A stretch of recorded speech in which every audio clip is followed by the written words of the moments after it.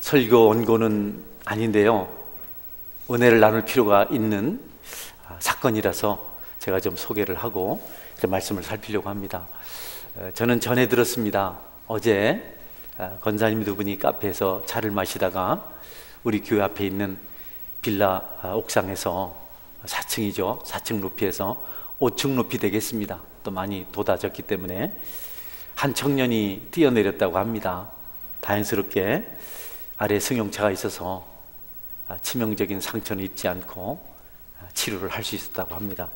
권사님 두 분이 달려가셔서 떨어진 아이를 안고 챙기고 돌보고 이렇게 하면서 짐짓 이 아이를 좀 구해야 되겠다, 복음을 전해야 되겠다 생각을 하고 우리 오신 분들에게, 경찰들에게 집을 물으니까 개인 이런 프라이버시 문제가 있기 때문에 개인 신상을 공개할 수 없다고 거절하셨다고 합니다.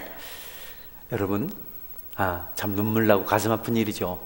바로 교회 정문 앞에 있는 건물에서 한 청년이 자살하려고 뛰어내렸습니다. 남의 이야기가 아니고 우리 이야기가 돼버렸습니다. 우리가 기도하고 전도하고 멀리까지는 가지 못하더라도 적어도 교회 앞에 있는 영혼들은 주께로 인도해야 되겠습니다. 하나님께 주시는 경고고 경책이라고 생각이 됩니다. 여러분들 긴장하시고 주변에 있는 사람들에게 복음을 전하고 우리 주님의 사랑을 나눠서 교회 문턱이 높지 않고 누구나 와서 예배 드릴 수 있고 구원받는 역사가 있을 수 있도록 함께 마음 담은 기도하시고 좀 더 친절하시고 그들을 적극적으로 인도하는 그런 삶을 사셨으면 좋겠습니다. 할렐루야. 참 마음 아프고 답답한 일입니다. 참 피눈물을 쏟아야 될 일인데 다행스럽게도 이번에는 생명을 건졌습니다. 여러분께서 같이 경성하셔서 내일도 중요하지만 주님의 일에 좀 더 적극적으로 진력할 필요가 있겠습니다. 오늘 성경 말씀은 기도에 대한, 주님을 만나는 것에 대한 적극적인 표현을 하고 있습니다. 그의 아들에게 입 맞추라, 이런 제목입니다. 입 맞춘다는 것은 우리 주님 앞에 기도하는 겁니다. 주님과 대화하는 것을 말합니다. 주님께서는 기도하는 것을 원하시고 가장 뜨거운 입맞춤을 원하시는데 우리가 주님께 입맞출 때 가장 뜨거운 입맞춤은 바로 기도입니다. 간절한 기도입니다. 간절하게 소원을 하려며 간구하는 것은 가장 확실한 영적 입맞춤입니다. 다른 방편들도 없는 것은 아니지만 그 중에서 가장 확실한 것은 우리의 입술을 열어서 주님 앞에 소원을 아뢰고 그분의 뜻을 구하는 것들입니다. 하나는 우리가 미미하고 또는 그저 몸이 건조하게 신앙생활하는 것을 원치 아니하시고 확실한 하나님과 영적 교통을 요구하십니다. 왔다 갔다 처치고로 사는 것이 아니고 정말 주님을 경험하고 그분으로부터 받은 은혜가 있어서 어떤 곳에도 헌신해서 봉사할 수 있고 충성할 수 있는 그런 상태가 되길 원하십니다. 그러기 위해서 필요한 것이 입맞춤이라는 겁니다. 기도라는 겁니다. 주님과 허물없는 관계로 날마다 살아간다는 것을 뜻합니다. 우리 하나님께 기도하고 주님과 입맞추게 되는 경우는 일반적으로 확실한 것이기도 합니다. 두 가지입니다. 하나는 우리에게 두려움이 생길 때, 갑작스레 두려움이 생기고 공부가 생길 때, 주님의 진노하심이 느껴질 때 그 두려움이 경고인 줄 알고 하나님께서 찾아와서 기도하는, 그분에게 입맞추는 그런 선택을 합니다. 물론 아무리 두려워도 하지 않는 분들이 계시죠. 안타까운 일이죠. 또 하나는 너무 감사해서 십자가에 죽으시면서까지 나를 사랑해 주시고 나를 용서해 주시고 나의 필요를 채워주시고 도대체 내가 무엇이간데 하늘문 여시고 이런 복을 주시는가 라는 사실을 깨닫게 되고 감사하게 될 때 우리는 하나님 앞에 나와서 그분 앞에 기도하고 그분에게 입맞추는 선택을 하게 됩니다. 여러분, 우리가 두려워서도 기도하지만 감사해서도 기도해야 합니다. 어려울 때도 기도해야 되지만 평화로울 때도 기도해야 합니다. 아무 걱정 없다고 기도하지 않고 오히려 기도하는 사람들, 자기는 어떻게 그렇게 날마다 어려운 일만 있어라고 말하는 분들 계시다고 해요. 그런데 여러분, 평화로울 때도 우리가 주님 앞에 나와서 평화를 고백할 필요가 있습니다. 대체적으로 사람들은 여호와의 말씀을, 용서의 말씀을, 위로의 말씀을 들을 때 기도하고 싶어 합니다. 오라, 우리가 서로 변론하자. 너희 죄가 주홍 같을지라도 눈과 같이 희어질 것이요 진홍같이 붉을지라도 양털같이 되리라. 수고하고 무거운 짐 지자들아 다 내게로 오라. 내가 너희를 쉬게 하리라 하고 하시는 주님의 위로의 말씀을 들을 때 우리는 눈물을 흘리며 그분에게 기도하고 싶어 합니다. 또 기도합니다. 어쨌든 심판의 무서운 경고, 하나님의 진노가 우리를 주님 앞에 나와서 주님께 입맞추게 만들고, 또 우리가 너무 감격해서 감사해서 그 자비로운 음성 앞에 우리의 심령이 녹아져서 주님의 이름을 부르며 주님 앞에 입맞추게 되는데, 여러분, 진노와 사랑 어떤 것이든지 하나님 우리가 항상 기도하고 그분 품 안에서 살아가길 원하고 계십니다. 여러분의 삶의 모든 여정이 주님께 입맞추는 은혜가 있기를 주의 이름으로 축원합니다. 여러분, 주님은 우리를 사랑하신다고 말씀하십니다. 또 사랑하시기 때문에 진노하신다고 말씀하십니다. 이 두 결합이 우리를 하나님 앞으로 나오게 하고 우리를 살아나게 만듭니다. 진노는 마치 천둥 번개가 치고 폭우가 쏟아가는 것 가까워, 또 사랑은 담비에 새싹이 소생하는 것 같은 것입니다. 중요한 것은 이렇든 저렇든 우리가 그 아들에게 입맞추는 삶을 사는 겁니다. 여러분, 이해가 잘 안 되거든 세상의 입맞춤을 생각해 보십시오. 술단을 기울이고 거친 욕설을 퍼붓고 도둑질을 하고 모든 악한 일을 도모하는 것은 세상에 입맞추는 겁니다.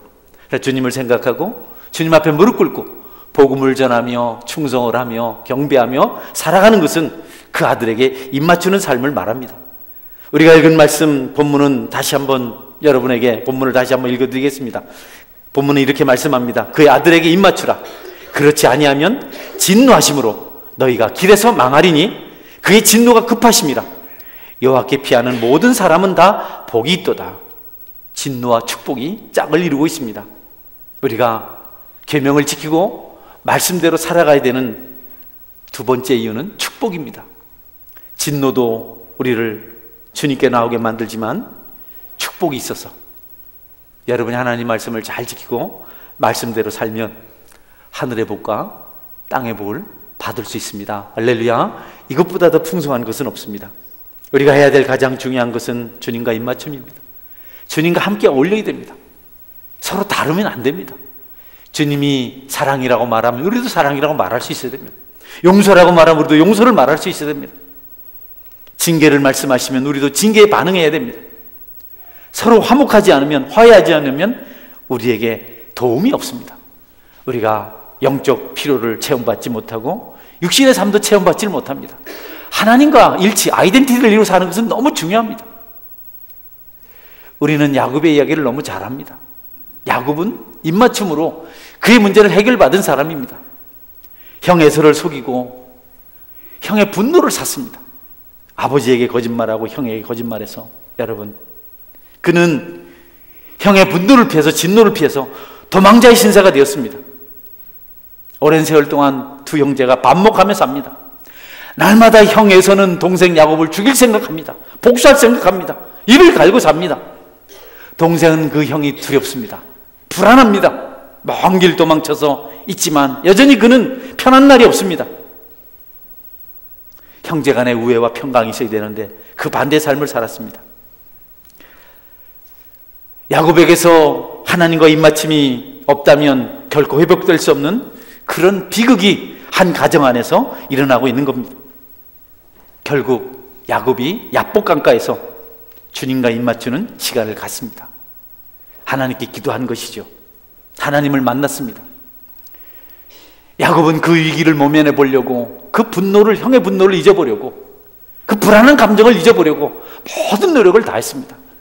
사랑하는 여인도 만나서 결혼해보고 재산도 많이 모아보고, 뭐 또 위기를 모면하려고 가축대를 포기해보기도 하고 또 가족들을 포기해보기도 하고 모든 노력을 다했지만 여전히 야곱의 마음에는 평안이 없습니다.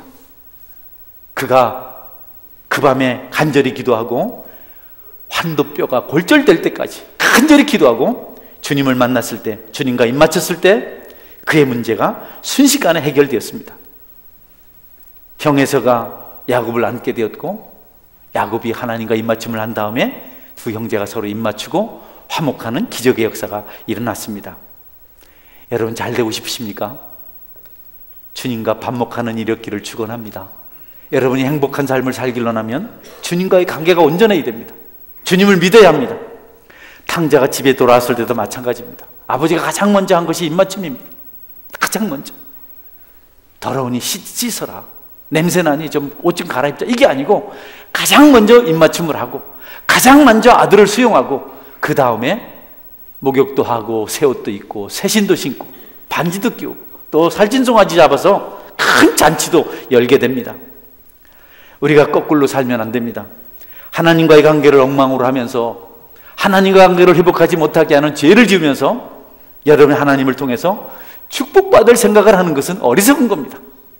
여러분이 드리는 예비를 소홀히 여기고 또 삶의 예비를 하찮게 여기고 그래 살면서 하늘의 복을 받겠다고 하는 것은 정말 어리석은 일입니다. 무엇을 하기보다도 먼저 그 아들과 입맞추고 그분과 화목한 다음에 여러분이 하늘의 복, 땅의 복을 받게 된다는 사실을 기억하시고 늘 그분 앞에 무릎 꿇고 기도하고 섬기는 삶을 살아가시기를 주의 이름으로 축원합니다. 성도 여러분, 하나님의 진노를 받으면서 무엇을 할 수 있겠습니까? 우리가 어떻게 그분에게 각별한 은총을 덧입을 수 있겠습니까? 불가능합니다. 의심이 생기고 걱정이 생기고 염려가 생기고 원망이 생기고 불평이 생길 때 여기저기 방황하며 다니지 말고 근심 걱정하지 말고 주님을 찾아서 기도하심으로 그분과 입맞춤의 역사를 이루시기를 축원합니다. 할렐루야. 삶의 문제가 얼마나 많습니까? 근심 걱정거리가 얼마나 많습니까? 감당하지 못할 일이 얼마나 많습니까? 그러면서도 우리는 그 일을 우리가 해결해 보려고 몸부림을 칩니다. 다투기도 하고 분노하기도 하고. 그러나 해결책은 묘연합니다. 중요한 것은 우리가 먼저 하나님과의 관계를 회복하는 겁니다. 그분과 잘 되면 다른 것도 잘 될 줄 믿으시길 바랍니다. 성경은 말씀하고 있습니다. 땅에서 풀리면 하늘에서도 풀린다. 땅에서 매면 하늘에서도 매인다. 그러니 여러분, 하나님과의 관계를 우리가 땅에서 풀어내면 하늘에서도 풀리는 역사가 있을 줄 확실히 믿으시길 바랍니다. 우리가 주님과 입맞추고 주님과 더불어 사는 대신 애굽을 찾아가서 짝지으려고 한다면 우리에게 찾아오는 것은 진노밖에 없습니다. 왜 애굽과 짝을 지읍니까? 주님이 계시고 말씀이 계시고 사랑이 있고 영원한 친구가 계신데 왜 애굽을 찾아갑니까? 왜 사망을 찾아갑니까? 왜 죄를 찾아갑니까? 왜 분노하고 원망하며 거짓말하며 술 취하며 방탕하며 여러분 탈선하며 어쩌자고 하나님과 원수되는 길을 두려움도 없이 거침없이 세상의 관습을 쫓아서 살아가시는지 우리가 오늘은 깨닫고 여러분 세상의 악한 것들을 멀리하고 주님과 함께하는 길을 선택하시길 바랍니다. 그 길을 걸어가시면 여러분이 잘 됩니다. 가족도 잘 되고 자손만 대까지 하나님의 국률이 넘치게 됩니다. 하나님 우리가 그 입맞춤을 위해서 충성하라고 말씀하십니다. 충성은 하나님께서 가장 기뻐하시는 가장 강렬한 뜨거운 입맞춤입니다. 주님의 일을 할 때 예배할 때 여러분 충성해야 됩니다. 마음을 변하지 말고 빼앗기지 말고 집중해야 됩니다. 주님의 일을 건성건성해서는 안 됩니다. 받은 사명을 소홀히 여겨서는 안 됩니다. 직분을 여러분이 하찮게 여기면 안 됩니다. 봉사 자리에 있는 분들은 불평하고 원망한 대신 주어진 일에 최선을 다해서 충성해서 죽기까지 힘을 쏟아서 여러분 하나님과 하나됨으로 여러분께서 하늘의 복을 누리며 살아갈 수 있기를 바랍니다. 이전엔 예수님 믿기 전엔 이기심, 쾌락, 정욕, 자만, 나태함 이런 것 앞에 굴욕적으로 무릎을 꿇었습니다. 우리가 그런 것들에 굴종하는 삶을 살았습니다. 그러나 이제는 하나님께서 원하시는 삶을 살아야 됩니다. 여러분은 압니다. 하나님께서 원하시는 삶이 무엇인 줄 압니다. 성경은 중에 종의 명예를 메고 그분의 종이 되어서 바른 길을 살라고 말씀하세요. 내가 주인이 되는 것이 아니고 내가 내 주인이 되어서 내 임의로 하는 것이 아니고 나를 주님께 맡기는 것을 말합니다. 쾌락이나 육신의 정욕이 우리를 다스리지 못하고 주님만 다스릴 수 있도록 우리의 인격을 주님께 맡기는 것을 말합니다. 의와 진리와 정직, 공의, 이것은 하나님 것입니다. 하나님께서 우리에게 주신 선물입니다. 이것을 받으라고 초청을 하시는 거예요. 여러분 오해하지 마세요. 교회 와서 봉사하라고 하나님 부르셨나 봐. 하나님께서 헌금하라고 부르셨나 봐. 하나님께 이런 일을 저런 일 시키려고 부르셨나 봐. 그렇지 않습니다. 우리를 잘되게 하시려고, 우리를 축복하시려고, 능력 있게 하시려고 하나님께서 부르신 줄 여러분이 믿으시기를 바랍니다.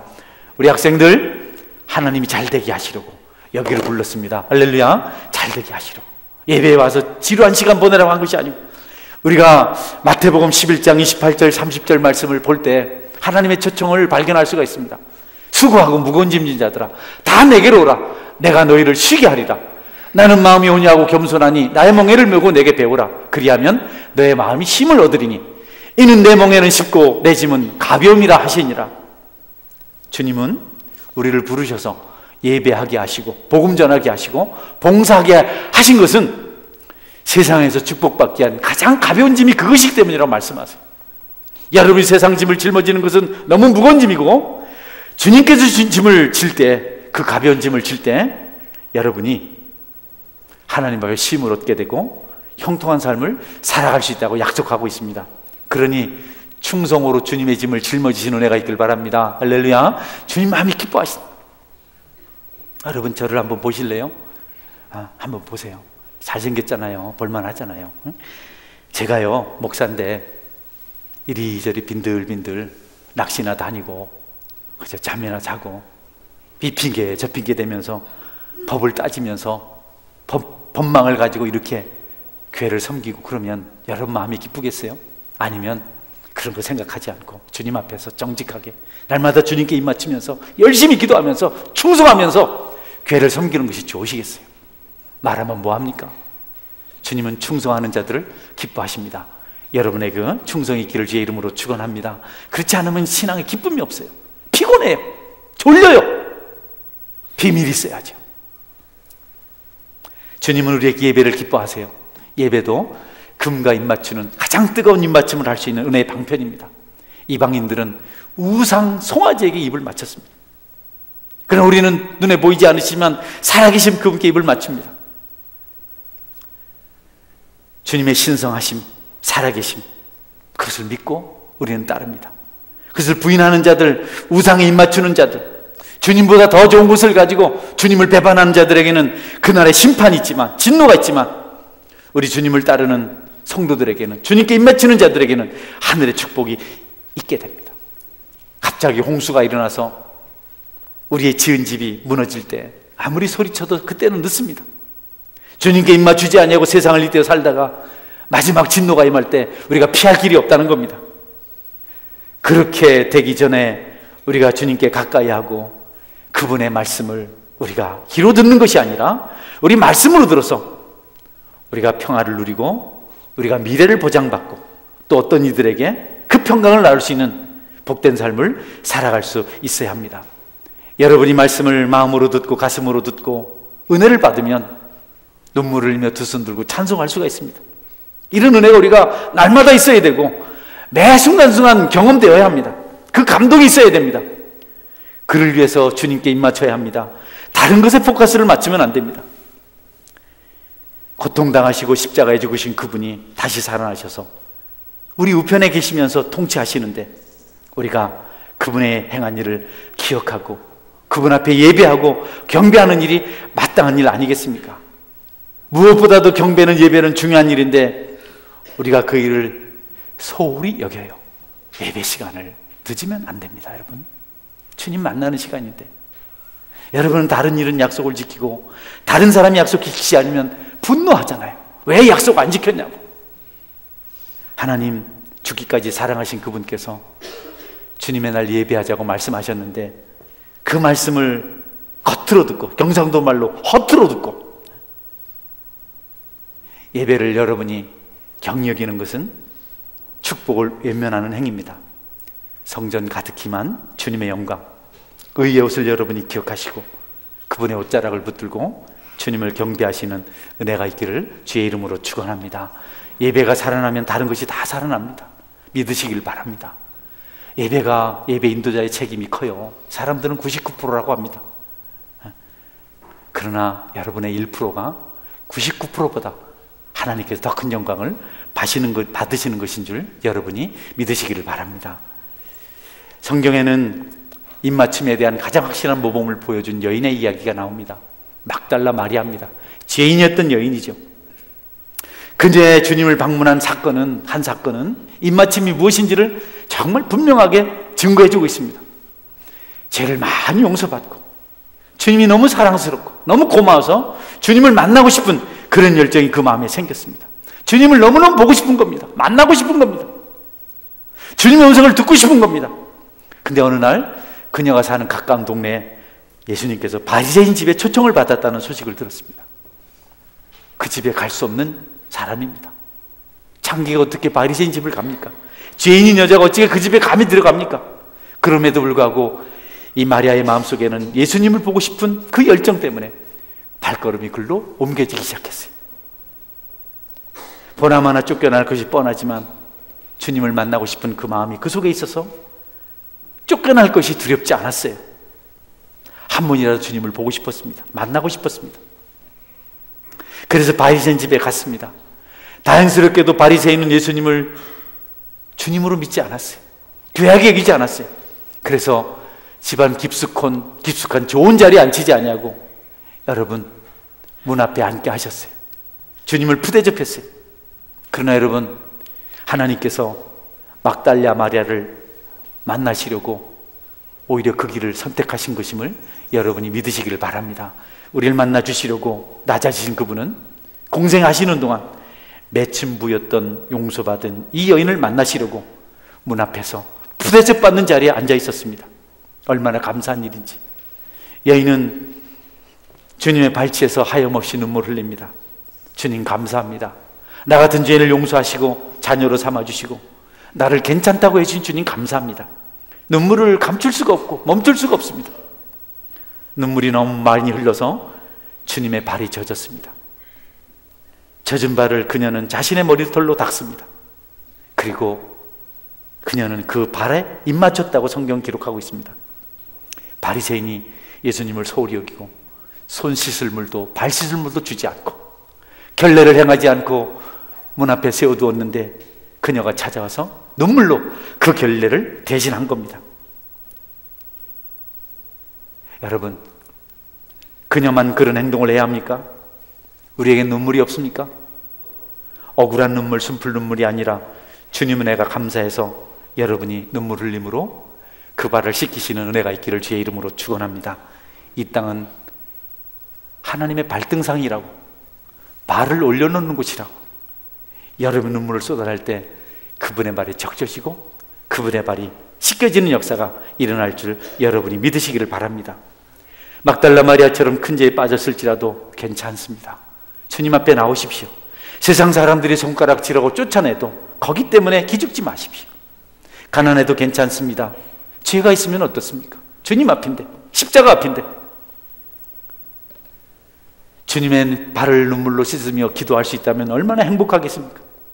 그것보다 황홀한 일이 어디 있겠습니까? 여러분 인격적으로 주님을 만날 때보다 더 큰 복이 없고 더 큰 행복이 없고 더 큰 황홀한 경험이 없는 줄 믿으시기를 바랍니다. 그때 그 기억을 우리가 어떻게 잊을 수 있겠습니까? 주님께 눈물을 흘리며 가까이 갈 수 있는 것은 축복 중에 축복입니다. 이 여인에 대해서 예수님께서 이렇게 말씀하셨습니다. 누가복음 7장의 말씀에 보면 그대로 말씀하십니다. 그 여자를 돌아보시며 시몬에게 이르시되 이 여자를 보느냐? 내가 내 집에 들어올 때에 너는 내게 발 씻을 물도 주지 아니하였으되 이 여자는 눈물로 내 발을 적시고 그 머리털로 닦았으며 너는 내게 입맞추지 아니하였으되 그는 내게 들어올 때로부터 내 발에 입맞추기를 그치지 아니하였으며 너는 내 머리에 감람류도 붓지 아니하였으되 그는 향유를 내 발에 부었느니라. 이러므로 내가 내게 말하노니 그의 많은 죄가 사하여졌도다. 이는 그의 사랑함이 많음이라. 사함을 받은 일이 적은 자는 적게 사랑하느니라.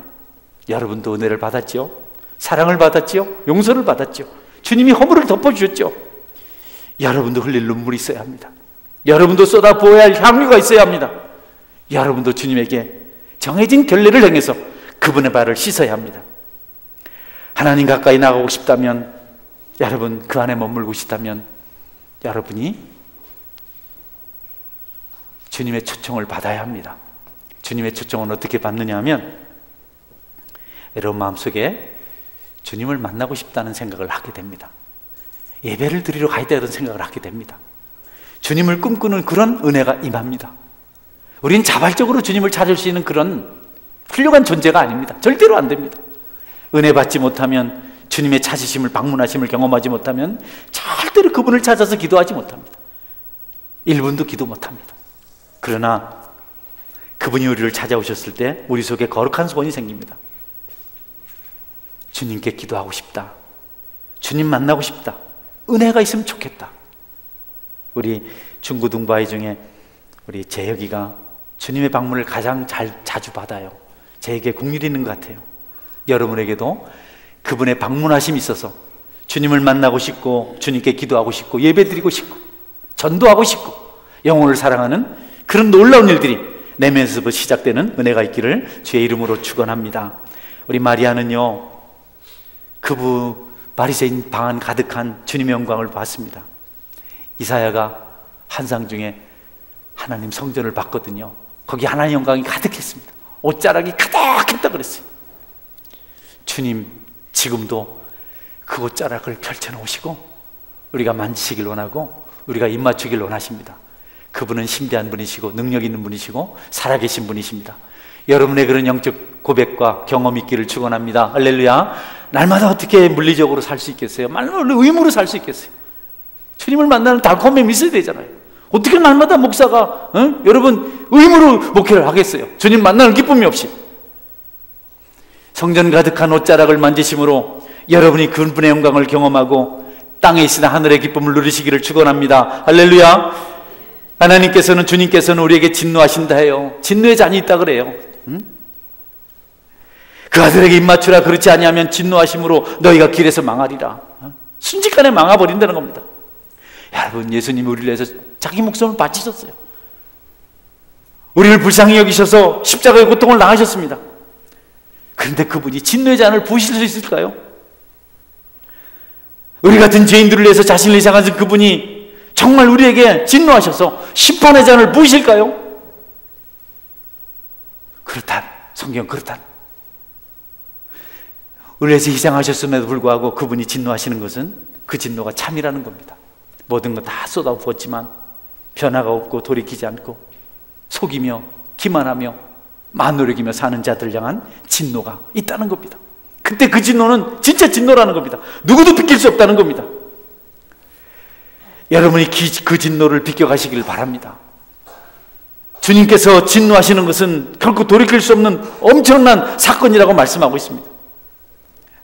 그렇게까지 사랑하신 분이, 자신을 희생하신 분이 진노의 단을 쏟아부을 때 나타난 현상이 너무 두려워서 진노 앞에 선 자들이 이렇게 고백했습니다. 요한계시록 6장 16절부터 17절 말씀인데요. 산들과 바위에게 말하되 우리 위에 떨어져 보좌에 앉으신 이의 얼굴에서와 그 어린 양의 진노에서 우리를 가리라. 그들의 진노에 큰 날이 이르렀으니 누가 능히 서리요 하더라. 네. 너무 하나님의 진노가 두려워서 차라리 산이 무너져서 덮치길 바랍니다. 차라리 바위가 굴러와서 자기를 덮치기를 바랍니다. 그래서 진노를 안 받으면 좋겠다는 겁니다. 얼마나 무서운 것인지. 그분의 눈빛이 이전에는 눈물 고인 자비로운 눈빛인데 이제는 불같이 타오르고 있다고 말합니다. 요한계시록에 기록되어 있습니다. 그분이 진노의 빛으로 바뀐 그 눈빛을 가지고 심판받을 자들을 발로 밟아서 피가 사방에 튀고 있다고 말씀합니다. 사랑한다고 말씀하시던 입술이, 우리를 사랑한다고 그렇게도 그분께서 간절히 외치던 그 입술이 이제 진노를 선포하는 입술이 됐다고 합니다. 피 흘리는 손에 잔을 들고 우리의 죄를 씻으셨던 그 피 묻은 그 손이 이제는 악한 자들을 질굴처럼 부시려고 철장을 들고 있다고 성경 말씀하고 있습니다. 언제까지 진노를 피해 다니면서 육체를 따라서 여러분 살겠습니까? 하나님 만호의 기름을 받지 않습니다. 하나님 진노하신다고 말씀하십니다. 오늘 우리 중에 혹시 하나님의 진노하심을 알고도 계속해서 어둠에 입맞추는 사람이 있다면 이 말씀이 은혜가 되어서 거기서부터 돌이키는 은혜가 있게 되기를 축원합니다. 할렐루야. 회개하는 역사가, 주님은 여러분 우리가 쉽게 대할 그런 대상이 아닙니다. 이런 이야기 있습니다. 말씀의 끝부분인데요. 부모님의 말씀을 듣지 않고 탈선한 소녀의 이야기입니다. 많은 사람들이 그러지 말라고 옳은 대로 돌아오라고 계속해서 부단히 애를 쓰고 권면합니다. 친구들이 날마다 말합니다. 친구야, 이런 일을 하면 안 된다고. 악에서 떠나라고. 이것은 내 인생을 망치는 거라고. 뿐만 아니라 그 소녀를 아는 모든 사람들이 안타까워서 어린 나이에 이런 죄를 지으면 안 된다고, 이렇게 행동해서는 안 된다고 계속해서 말리고 돕습니다. 그러나 그녀는 변하지 않습니다. 사람들의 관심을 외면해버렸습니다. 무시해버렸습니다. 술에 취하고 방탕한 삶을 삽니다. 그녀는 점점 약해지기 시작했고 초췌해서 바라볼 수 없는 정말 처절한 모습으로 바뀌었습니다. 친구들이 포기하고 떠났습니다. 사람들이 하나둘 그녀의 곁에서 떠났습니다. 다시는 만나지 않겠다고 말합니다. 너 같은 친구는 나에게 더 이상 있어서는 안 된다고 말합니다. 그런데 여러분, 그녀가 그렇게 죄에 깊이 빠져 있었을 때, 모든 사람들에게 버림을 받았을 때 그녀를 여전히 사랑하고 여전히 가슴에 안고 돕는 존재가 있었습니다. 소녀의 아버지입니다. 내가 낳은 아이를 내가 잊을 수 없습니다. 그 아이가 비록 죄를 지었을지라도 그는 내 딸입니다. 아버지의 가슴에는 그녀를 사랑하는 마음이, 불쌍히 여기는 마음이 넘쳐나고 있었습니다. 그래도 그녀가 자꾸 죄를 짓습니다. 그래서 아버지는 참습니다. 더럽지만, 초라하지만, 볼품없지만, 아버지 얼굴에 먹칠을 했지만, 그래도 아버지는 계속해서 사랑을 쏟아붓습니다. 멈추지 않습니다. 소녀를 사랑의 입맞춤으로 환영합니다. 그러나 이 소녀가 또다시 집을 떠나고 유혹을 버리지 못하고 악한 일을 저질렀습니다. 절망적인 환경이 되어서 그 소녀가 허덕이고 있을 때 누군가가 말합니다. 네가 이렇게 죄악 중에서 고통을 당하고 있는데 너에게는 어떻게 도와줄 사람이 없느냐?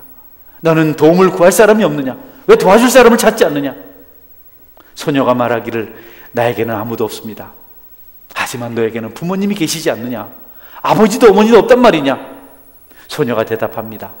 아닙니다. 계십니다. 그러나 너무 노하셔서 나를 위해서는 아무것도 해주시지 않습니다. 여러분, 마지막 소망의 문이 닥치기 전에, 심판의 잔이, 하나님의 노하심이 여러분에게 임하기 전에 여러분이 악에서부터 돌이켜서 주님께 입맞추시기를 주의 이름으로 축원합니다. 숨겨진 죄가 있나요? 버리지 못한 죄가 있나요? 부끄러운 죄가 있나요? 그것을 여러분이 주님과 입맞춤으로 해결받는 기적의 역사가 있기를 바랍니다. 우리는 노아 방주에 대해서 잘 압니다. 노아가 방주를 띄워서 가족들이 구원받고 그랬잖아요.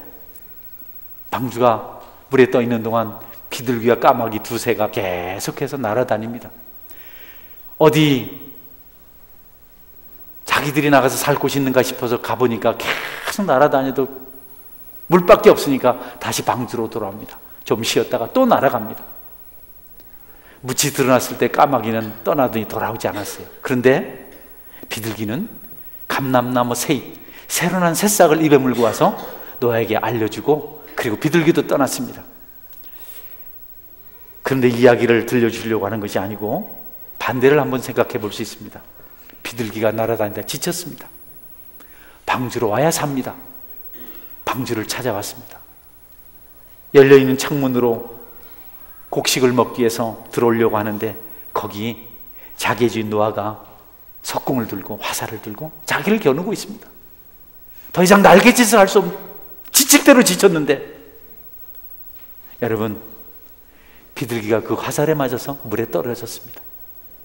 보잘것없는 죽음, 물 밑에 가라앉아서 흔적도 없이 사라지는 영원한 죽음의 길로 빠져버린 겁니다. 비둘기 얼마나 가련하고 불쌍합니까? 여러분, 그런데 그 이야기가 우리 이야기가 될 수 있습니다. 다시 묻습니다. 언제까지 주님을 배반하고 죄의 길에 살길 원하십니까, 여러분? 그렇게도 세상이 좋습니까? 아니라면 주님께 입 맞추십시오. 예배를 드리면서 주님을 믿으십시오. 십자가를 고백하십시오. 금과 입 맞추면 여러분이 어찌할 수 없는 그 죄가 여러분에게서 떠나갈 줄 믿으시기를 바랍니다. 우리는 순서를 바꿔요. 내가 착해진 다음에 이런 문제 저런 문제 다 해결하고 떳떳할 때 내가 주님을 찾겠다고 말합니다. 우리 의지로 안 됩니다.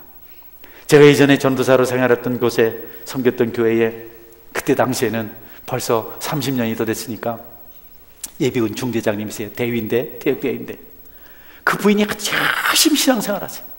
그래서 전도하러 가면 집 한 채 사고 간다고. 그분 아직까지 집 못 샀을 겁니다. 여러분 너무 고민하지 말고 먼저 주님을 만나십시오. 그러면 여러분에게 하나님 주시는 참 자유가 찾아오게 되고 여러분에게 축복이 임하게 될 것입니다. 그 일을 위해서 기도하시고 그렇게 살아가시길 바랍니다. 혹시 술 못 끊어서 고민하는 분 계신가요? 저는 술 마시는 목사님을 본 적이 있어요. 멀리 다른 지역에 이렇게 갈 일이 있어서 같이 갔어요. 그곳에 그분이 섬기는 교회, 그분 섬기는 교회를 같이 섬기는 성도가 이사를 가서 염소집을 하고 염소를 한 마리 잡아서 우리들은 먹으러 오라 했어요. 그런데 그분이 참 짓궂더라고요. 오랫동안 담아놓은 더덕주가 있다고 목사님들 한 잔씩 하라고. 근데 한 목사님이 술 입에서 냄새가 나도록 마시더라고요. 목사님 이래가지고 설교 어떻게 하시려고. 여러분 중에도 혹시 그런 분이 있으면 여러분 예수님 만나시기를 주의 이름으로 축원합니다. 간단합니다. 나 약합니다. 예수님, 나 힘이 없습니다. 뜻대로 안 됩니다. 나 예수님 믿습니다. 시간이 경과되긴 해도 믿는 사람이 더 빨리 악에서부터 벗어나서 주님께 입맞추게 될 줄 믿으시기를 바랍니다.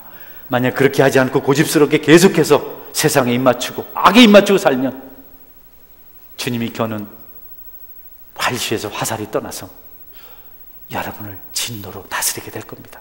이것에 대한 경고가 있습니다. 에스겔서 18장 31절 2절 말씀인데요, 마지막 말씀 읽고 마치겠습니다. 너희는 너희가 범한 모든 죄악을 버리고 마음과 영을 새롭게 할지어다. 이스라엘 족속아, 너희가 어찌하여 죽고자 하느냐? 주 여호와의 말씀이니라. 죽을 자가 죽는 것도 내가 기뻐하지 아니하노니 너희는 스스로 돌이키고 살지니라. 여러분 왜 죽으려고 하십니까? 생명의 길이 있는데, 행복하게 살 수 있는 길이 있는데, 주님께 주신 축복의 길이 있는데 왜 죽으려고 하십니까? 오늘 결단하시고 진노가 아닌 예수님께 입맞춤으심으로 여러분의 삶이 형통하게 되고 은혜가 넘치고 축복이 되기를 주의 이름으로 축원합니다. 아멘. 같이 기도하겠습니다. 하나님, 내 삶이 예수님 만나는